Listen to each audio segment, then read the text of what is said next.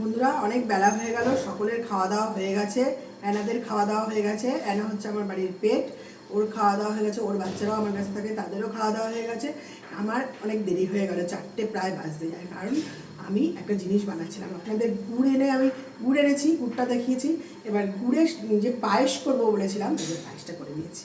এই দেখুন, পায়েসটা করার জন্য আমার দেরি হয়ে গেল, আমার খাওয়া এখনো হয়নি। পায়েসটা কালারটা কীরকম হয়েছে। আর এই যে যেই গামলাটায় করে আমি পায়েসটা বানিয়েছি, এর যে সাইডে এই যে একটা সর জমে আছে, এটা খেতে আমার দারুণ লাগে। এটা খেতে কার কার ভালো লাগে এটা আপনারা কমেন্টে জানাবেন। আমার এটা খেতে দারুণ লাগে। এনাদের জন্য তো রান্নাবান্না সব কমপ্লিট, ওদের খাওয়া হয়ে গেছে। ওদের খাবারটা একটু দেখাই। ওদের জন্য এই যে খাবার বানিয়েছি, এই যে মাংস, চিকেন আছে এর মধ্যে, তার সাথে কুমড়ো আর বরবটি দিয়েছি আজকে, তার সাথে দিয়েছি রাঙা আলু আর গাজর। এইটা দিয়ে ওদের খাবার বানানো হয়। ওদের খাওয়া হয়ে গেছে একবার, আবার পরে খাবে, এই জন্য এর মধ্যে রাখা রইল।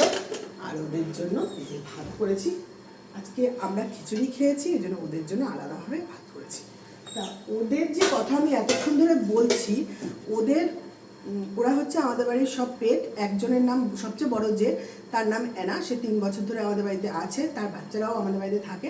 তা ওদের আলাদা চ্যানেল আছে, অ্যানা দ্য গোল্ডেন রিট্রিভার।